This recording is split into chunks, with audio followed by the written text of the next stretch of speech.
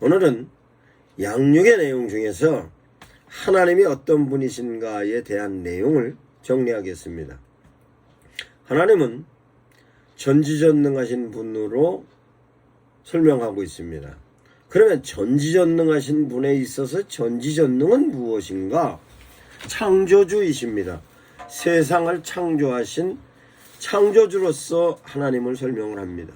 그런데 하나님이 하나님이심을 설명을 하는 데 있어서 실제적으로 성도들이 받아들이는 데 있어서 믿음으로 받아들여서 오랜 기간 동안 하나님을 인식하고 그 하나님을 향하여서 믿음의 고백을 하면서 하나님의 뜻을 실천하고 경험했던 사람들은 하나님을 이해를 하고 있습니다만, 그럼에도 불구하고 직분이 오랜 항존직의 성도로서 오랜 신앙생활로서의 위치에 있는 사람도 하나님을 설명을 하는 데 있어서 실제적으로 논리적이라든가 내지는 신학적인 부분에 있어서 정확하게 제시할 수 있는 내용으로 제시하는 것이 사실은 제가 보기에는 미비한 점이 많이 있는 것을 보았습니다. 그러면 하나님은 전지전능하신 하나님이라고 말씀하시면 하나님이 창조하셨습니다. 그러면 창조하셨고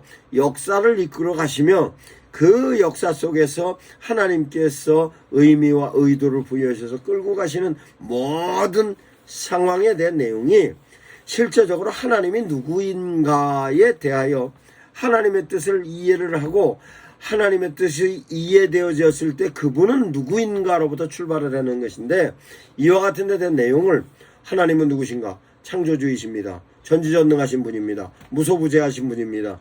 라고 설명을 하지 그 내용을 구체적으로 설명하는 분들은 많지 않습니다. 그러면 전지전능하신 하나님에 대해서 설명을 하겠습니다. 그럼 하나님은 어떤 분이냐? 하나님이 어떤 분이냐를 이해하기 위해서는 그분이 어떤 의지를 가지고 계시는가에 대한 내용으로 하나님을 이해할 수 있는 것입니다. 그러면 하나님이 어떤 분이신가로서의 의지적인 부분은 창세기부터 요한계시록까지 당신의 의지적인 부분이 다 기록이 되어 있습니다. 그러면 실제적으로 그 부분을 이해를 함에 있어서 성도들이 성경을 읽어가면서도 이해를 할 수 있는데, 부족하기 때문에 목사님들께서 양육의 프로그램 가운데서도 교육을 하고 아니면 예배를 통하여서 성도들을 향하여 하나님의 메시지인 설교로 선포하면서 하나님에 대한 내용을 양육을 하고 있습니다만, 그런 부분에 있어서의 양육은 구체적으로 하나님에 대한 개념을 설명을 하는 데에 대하여 대단히 부족한 것을 많이 느낍니다. 그럼 하나님은 어떤 분이냐? 예를 들어서 설명하겠습니다. 저의 아버지는 누구신가? 나를 낳아준 아버지는 누구신가로 놓고 볼 때, 아버지가 평생 사실 때에 어떤 의지를 갖고 사셨느냐로 아버지를 이해할 수 있는 것입니다. 그러면 아버지는 어떤 의지를 가지고 사셨냐? 자식들이 잘 살고 그 자식들이 하나님을 잘 믿으며 남들에게 욕 먹지 않고 남들에게 좋은 영향력을 주는 자식으로 하나님께서는 자식을 그런 의지로 교육을 하셨던 분입니다. 그러면 하나님이 어떤 분이신가는 하나님이 어떻게 의지를 갖고 사셨는가에 대한 내용입니다. 그러면 하나님은 창조주이셨어요. 그러면 창조를 하는 데 있어서 창조되어졌던 모든 만물과 하나님이 창조한 인간에 대해서 갖고 있는 의지가 어땠는가로 이해하는 겁니다. 그러면 하나님은 의지에 의해서 창조를 하셨는데, 그 창조하신 것에 대하여 의지적인 표현이 세상 만물을 창조하시고 보기에 좋았더라고 말씀하십니다.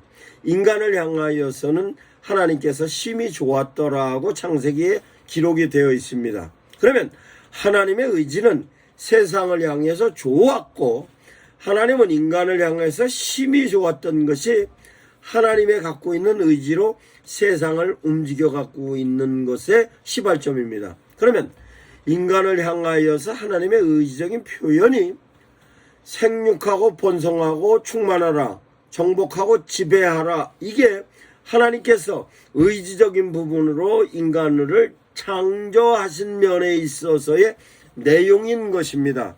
그러면 하나님께서 창조하신 의지적인 부분에 있어서의 내용이 어떤 의미를 부여하고 있는가에 대한 것을 생각을 해보면, 하나님은 창조물의 하나하나를 창조하실 때마다 이름을 지으시고 그 이름뿐만 아니라 메커니즘으로 궁창을 만들어 놓으셨고, 그 궁창이 하늘과 땅, 바다와 등등등등 여러 가지 내용으로 하나님께서 의미를 부여하셨습니다.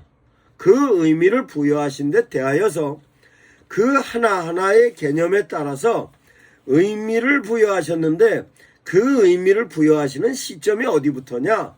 하나님은 세상을 창조하신 부분으로 이행해가고 계시는 것입니다. 그것은 창조의 사건으로부터 시작을 하여서 요한계시록까지 하나님께서 사건으로 이어가십니다. 그러면 하나님은 창조주로서의 창조한 모든 것에 당신의 의지로 메커니즘을 불어넣으셨는데, 그 메커니즘이 움직여서 가는 것이 사건으로 하나님께서 이행하여 가지고 가시는 것입니다.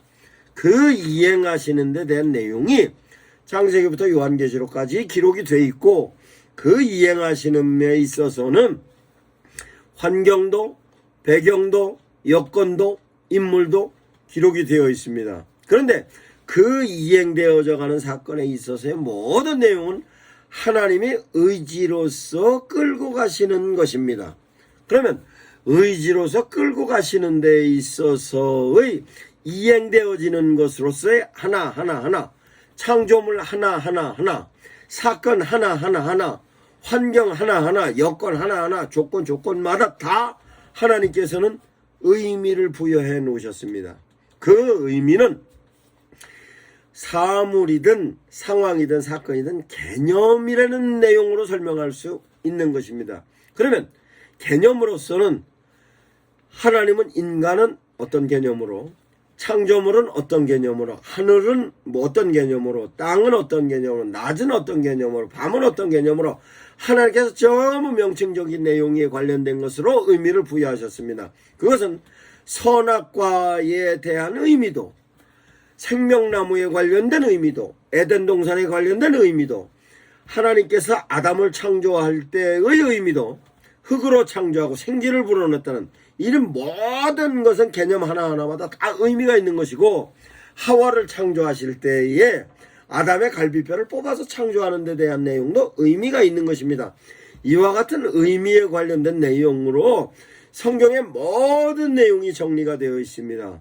그것을 표현을 하자면 개념화로서 설명을 할 수 있고, 그 개념화에 대한 내용을 개념과 개념을 연계하면 명제로서 이해할 수 있는 것입니다. 즉 하나 개체적인 의미와 함께 개체와 개체의 연계성으로 설명을 하면 명제가 되는 것으로, 그 명제를 통하여 하나님께서 당신이 가지고 있는 의미와 이행하심에 대한 내용을 이해할 수 있는 것입니다. 그런데 중요한 것은 하나님께서 그와 같은 내용으로 인간을 사랑하시고 인간의 역사에 개입하셔서 운영하고 계시는 데 대한 의미를 이해하셨으면 사건 하나마다 진행하는 데 대한 내용이 하나님께서 의도가 숨어 있는 것입니다. 그 의도는 하나님께서 창조에 있어서도 하나님의 의도가 숨어 있습니다.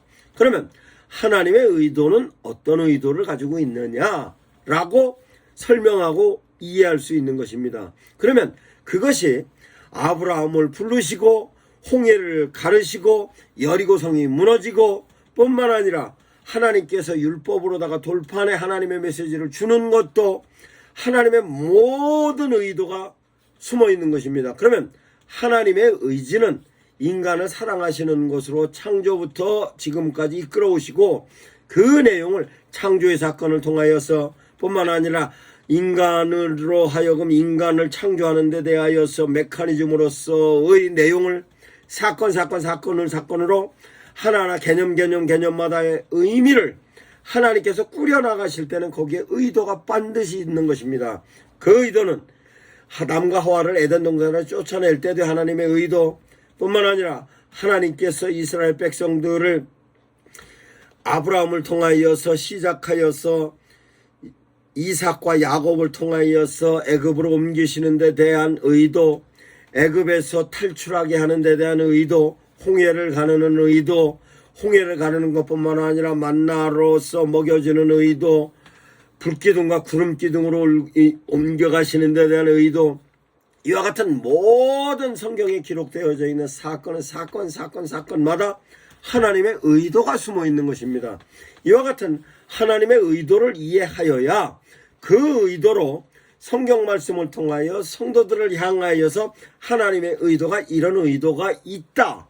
그 의도는 성경에 기록되어져 있는 사건과 인물에 뿐만 아니라 현재 성도들 각자 한 사람 한 사람마다 하나님의 의도로서 그 하나님의 메시지를 수용을 하여 그 하나님으로부터 수용되어져 있는 메시지를 통하여서 하나님의 의도를 이해하고 그 의도에 따라서 판단하고 결정하고 행동하라. 즉 생각으로 하나님의 메시지를 이해하고 실천으로 하나님의 메시지를 이어가는 것으로서 하나님과의 관계 회복에 대한 내용을 하나님께서는 인간들을 향하여서 당신이 누구라고 제시하는 것입니다. 이 내용을 다시 설명합니다.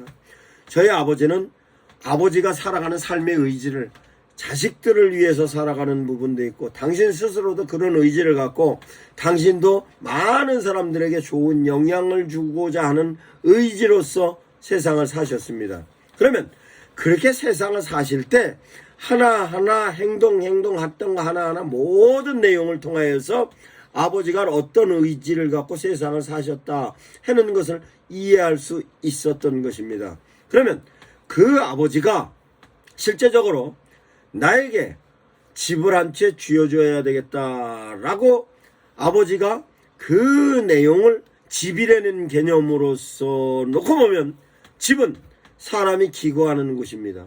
기거하는 곳이면 그 기거하는 곳에 있어서의 집이라는 개념에 대하여 의미는 여기서 집에서 생활하여 비도 피하고 등등 외적의 바람도 피하고 거기서 상쾌하게 사는 모습으로서의 공간이 집이라는 의미입니다.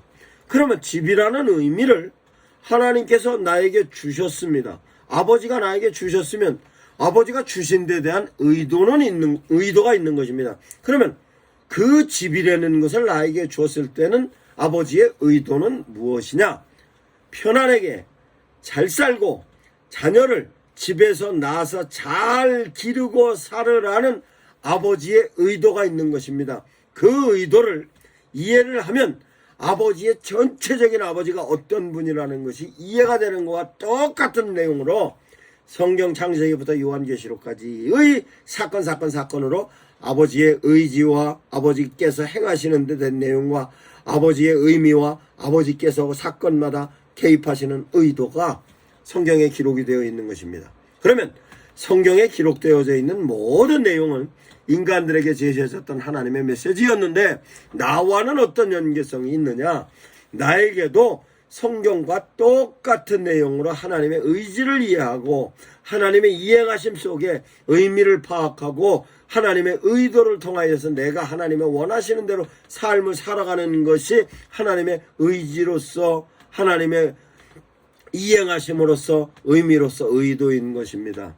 이와 같은 데 대한 내용을 성경에 있어서 하나하나 목사님들께서 지식적인 부분으로 구분하여 성도들이 효과적으로 이해할 수 있도록 제시하여 그 하나님의 메시지를 성도들이 효과적으로 이해하고 이해되어졌던 내용을 통하여서 하나님의 뜻을 온전한 뜻을 받아들여서 하나님의 의도대로 살아가게 하는 것으로서 하나님을 이해해야 하는 것입니다. 이 내용에 관련된 내용으로 확실하게 이렇게 하나님의 메시지가 이해되면 거기에 따르는 성경 구절 하나하나 성경의 사건 하나하나 성경의 인물 하나하나에 관련된 내용으로 하나님에 관련된 놀라운 하나님의 창조하심으로서의 내용 하나님께서 창조하신 메커니즘으로서의 내용 이와 같은 데 내용을 실제적으로 하나님이 창조주이심을 성도들에게 전지전능하신 분으로서 무소부재하신 분으로서 무소부지하신 분으로서 반드시 양육이 되어야 하는 것의 내용입니다. 이와 같은 데 대한 내용을 유튜브에 소상히 정리해 놓았습니다. 다음은 예수 그리스도에 관련된 내용으로 양육의 내용을 설명하겠습니다.